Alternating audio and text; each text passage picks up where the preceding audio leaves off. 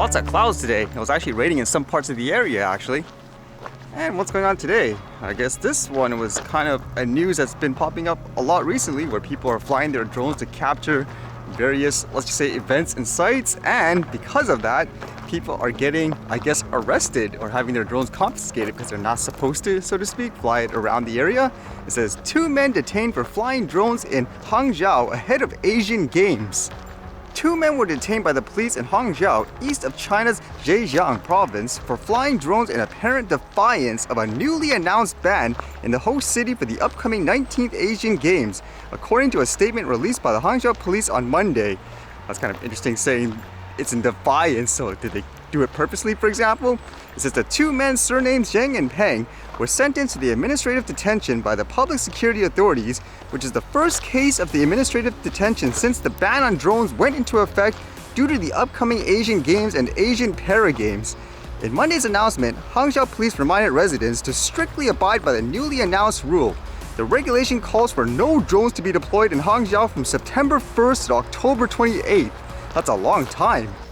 Based on this anyways, they're suggesting that the drone operators knew exactly what they were doing. It says, according to the police statement, Zheng said both he and Peng are drone enthusiasts.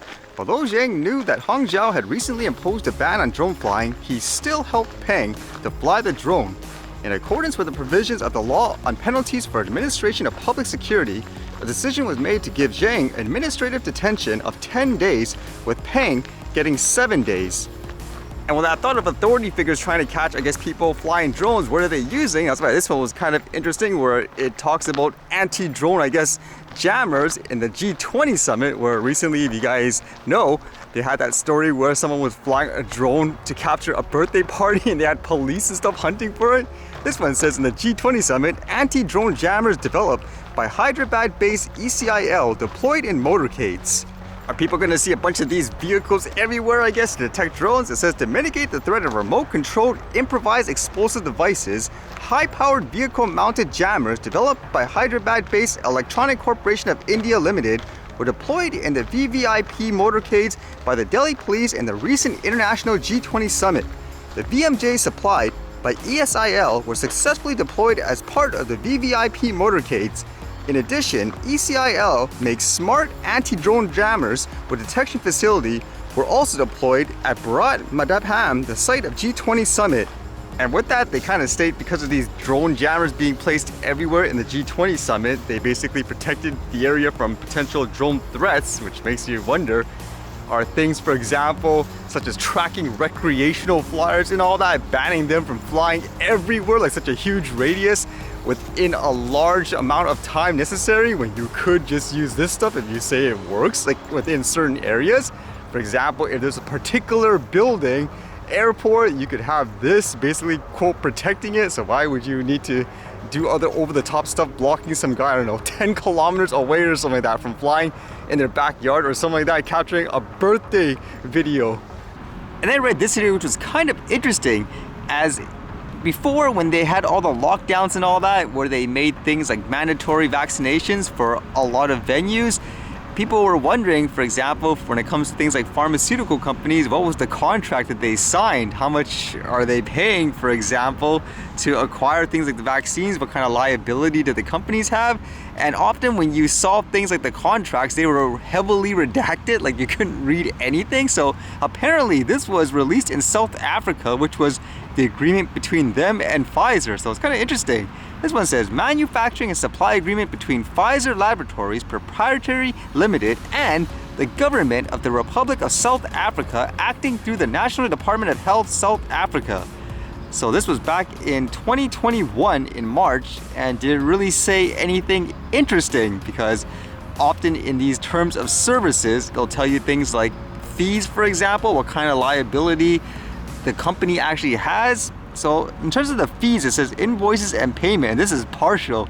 It says in partial consideration of the contracted doses on the effective date, Pfizer shall invoice purchaser and purchaser shall pay an upfront payment of $40,002,300 calculated as $2 per dose multiplied by the contracted doses.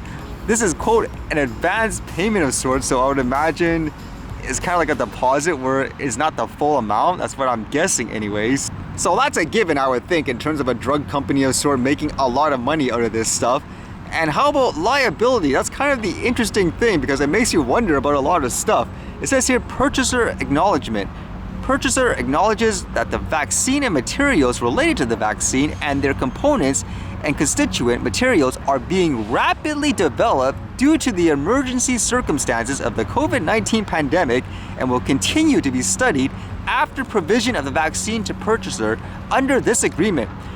Purchaser further acknowledges that the long-term effects and efficacy of the vaccine are not currently known and that there may be adverse effects of the vaccine that are not currently known. Further, to the extent applicable, purchaser acknowledges that the product shall not be serialized. To me, I read that as there's no guarantee in terms of what's to come because everything is so unknown, as they say in their own words. That's just kind of crazy to think about, isn't it? Imagine being in this position. That must be so ideal for a drug company, making billions of dollars and having no type of liability of sort. It's basically, hey, it's on you. We're just making it because it's a quote emergency. There's no long-term studies or anything. It makes you wonder how people would have reacted, for example, if stuff like this was published in the beginning. I actually didn't think that was reasonable in terms of hiding things like contracts. Like, what's the big deal there? You're buying a service with like taxpayer money and all that. Shouldn't people have the rights to read what the contract says as well? What would you think about this situation, especially with this information, if that's straight from the company too? How in the world did a lot of people come to certain conclusions if the company themselves kind of admit they did not know? Doesn't make sense in many ways, huh? How would you react to information like this?